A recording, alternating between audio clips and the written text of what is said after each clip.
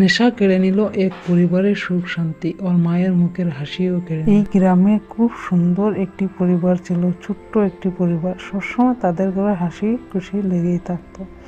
একজন বুড়িমায় থাকতেন, ওনার একটি ছেলে, নাম ছিল দয়াল। 4 মেয়ে ছিল, বিয়ে দেওয়া হয়েছে। ওনার অনেক বছর হয়ে গেছে, দয়ালের বাবা মারা গেল।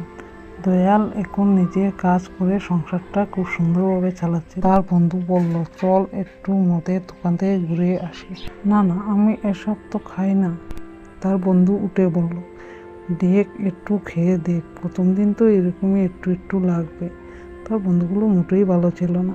এদিকে তার মা অপেক্ষা করে বসে আছেন ঘরে, এখনো ওনার ছেলে কাজের থেকে ফিরে আসছে না কেন। ওনার মন অনেক চিন্তিত হচ্ছে। সে ফিরে আসলো ঘরে। দয়ালের একটি 4 বছরের ছেলে ছিল। দয়ালের মা তার নাতির সঙ্গে রোজ বিকাল হলে সন্ধ্যার সময় খেলাধুলা করতেন। এখন প্রতিদিনই সে মদ খেয়ে ঘরে ফিরে আসতো। রোজ রোজ নেশা করে তুমি আসো, তখন তোমার একটি ছোট্ট ছেলে আছে, সে তোমাতেই কি শিখবে?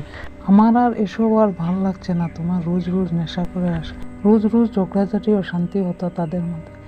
বৌমা চলে গেল এবার তার বাপের বাড়ি ছেলেকে নিয়ে। দয়ালের মা দেখছিলেন তখন বসে। বৌমা, তুমি চলে যেও না, আমার নাতিটাকে নিয়ে চলে যাও না, আমি কি নিয়ে থাকবো? বৌমা কোনো কথা না শুনে চলে গেল ছেলেটাকে নিয়ে বাপের বাড়িতে। দয়াল আজও নেশা করে ফিরল ঘরে। বউ ছেলে চলে গেছে, তা দুঃখ ভেবে আরও অনেক বেশি মদ খেয়ে এখন তার মার সামনে এসে ঠিক মতো দাঁড়াতেই পারছে না। দয়ালের মা বললেন, তুই কি আমার কোনো কথা শুনবি না বাবা?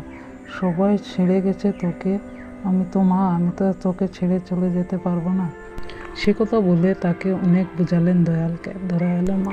লোকের করেও তিনি কাজ করতেন, ওর নিজের ছেলেটাকেও দেখাশোনা করতেন। এখন বউ চলে গেছে, এখন তার পুরো মার উপরে সব কিছু পড়ছে। বয়স হয়ে গেছে, এত আগের মতো কাজ করতে পারেন না, তথাপিও যতটুকু পারেন তিনি করেন। আগে তো নাতিটা ছিল, তাই নাতিটার সঙ্গে গল্প করে দিন আমার অনেক কেটে যেত। এখন দিনও কাটছে না, রাতও কাটছে না, কি কষ্টতে আমার দিন কাটছে, কাকে বলবো? কেউ তো শোনার মতো আমার নেই। মা ছেলেকে নিয়ে অনেক কষ্টতে এখন মায়ের দিন কাটছে। মায়ের কষ্ট কেউ বুঝলো না, ওর ছেলেও বুঝতে ছিল না।